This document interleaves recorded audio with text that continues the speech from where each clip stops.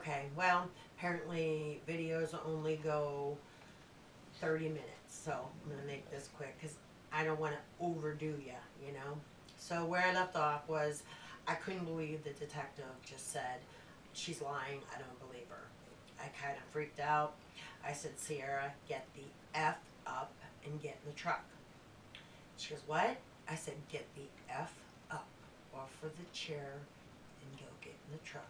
Mommy will be right in behind you. So I waited till my daughter got in the truck. I can't say any of the words, and I mean any of the words, that I said to this dear detective who was the biggest asshole I have ever met in my life, and she should have been reported, but my daughter wouldn't let me. So we go home. Do you imagine? Can you just imagine?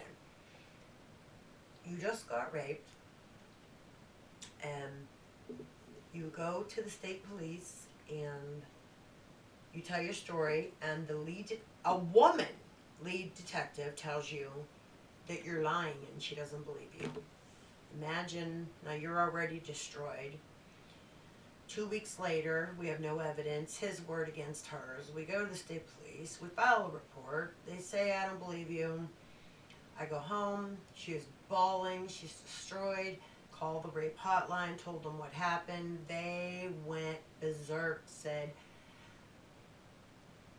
you need to, they wanted to go over her head and report her, because that's kind of their job. So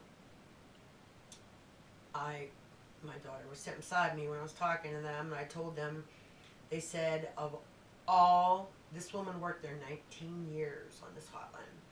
She said of all the years that she has worked there, she has never once heard of a detective. She said, actually, it's against the law. Even if they don't believe them, they are not allowed to say so. And I should go over her head and get her fired. Talked to my daughter. She said, no, I just want to leave it alone, forget it. Of course, why wouldn't she? I mean, look what she just went through. So we went home. First thing, counseling. Sierra, Mom's going to make some counseling appointments. No. I don't want to do any type of counseling. I don't want to do any of that shit. Honey, I know you don't, but you have to. We got to go talk to somebody. So she said, when I'm ready, I'll let you know. Well, a month went by. Sarah, we got to go. We have to go get counseling. I'm fine, whatever. Well, she never did. She absolutely refused. You know, a year later, 17, she's going to be 18 soon. What am I going to do? So, I couldn't force her, and she never got help, and still battling it. And it's many years later, and she's still affected by it. She has not gotten past it. She is making very poor choices in life because of it, and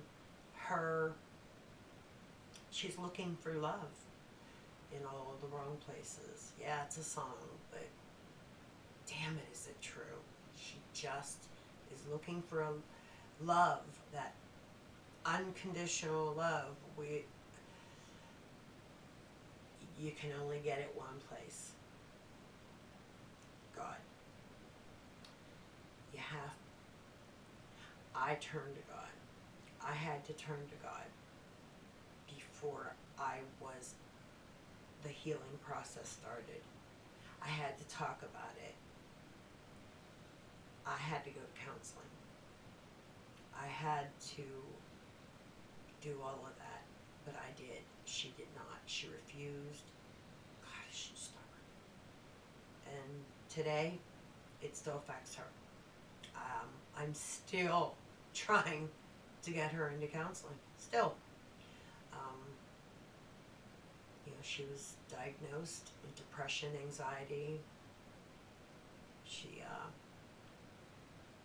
She still wants that love from a father that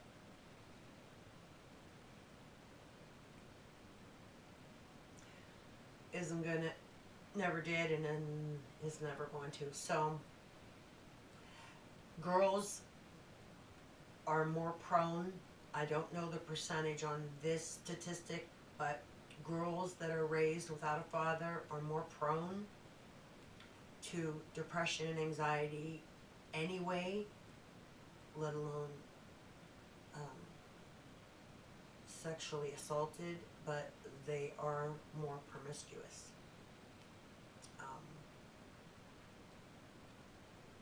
Because they are always looking for that love. Now, it's kind of freaky. We didn't even realize that we were both raped at age 16, mother and daughter, same age. I mean, literal. I mean, I think it was like a couple months, like the same time and everything. Mothers, fathers, keep an eye on your kids. If you have a gay son or daughter, bullying, they're prone for sexual assault as well. Let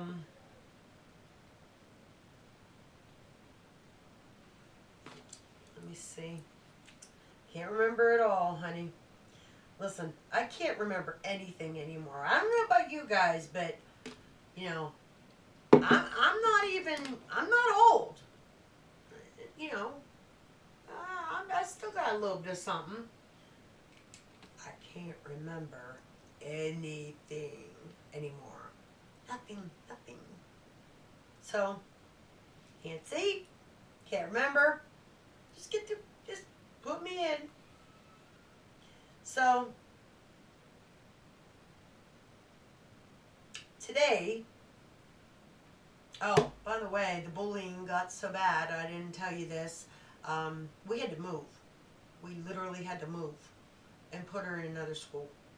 Bullying just got out of hand. And I would be in prison.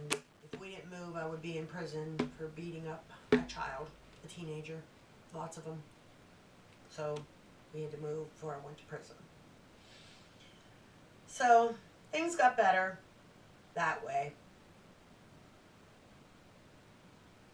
I want to please employ to you parents, keep an eye, watch their personalities, grades, their friends, who they hang out with. My grandmother used to say, tell me who you hang out with and I'll tell you who you are. She said it once, she said it every day. She hated my one friend. Oh my God. Oh, so I have some funny stories. Not to change the subject, but we're almost done with this. I just got a couple things, but my next video is on organized crime. I grew up in Little Italy. I was very naive, as was my mother. Remember that little Italian club I used to cook with my dad every Saturday when I was little, and I did it until I left for Florida, and well, when I come back, I picked it back up again, and then I started bartending, and okay, well, I'm gonna try to make it brief. I really am, and I want you to know, I have to tell you this because you're not going to believe some of it, but every word I say is the honest to God's truth from the beginning and end. The next video. Organized crime. So, the websites, hotlines, please look under the video description. Again, you know how to go on anonymous. If you're in another state, ask me any question, any information you need, I'll get it for you. If you want to talk, I can do that as well. Private message me. Emergencies, you need help now, you don't know what to do, private message me. I had to split this in 2 videos. I'm sorry, it's a pain in the butt. I don't know how. I'm going to try to put them as one, you know, splice it, but I'm not that tech, y'all. So, we'll see, right? And I think the organized crime, I think I might have to have a glass of wine with you, because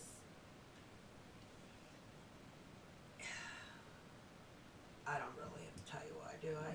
So, I've seen a lot. So, you know what to say, you know how I feel. I love you all.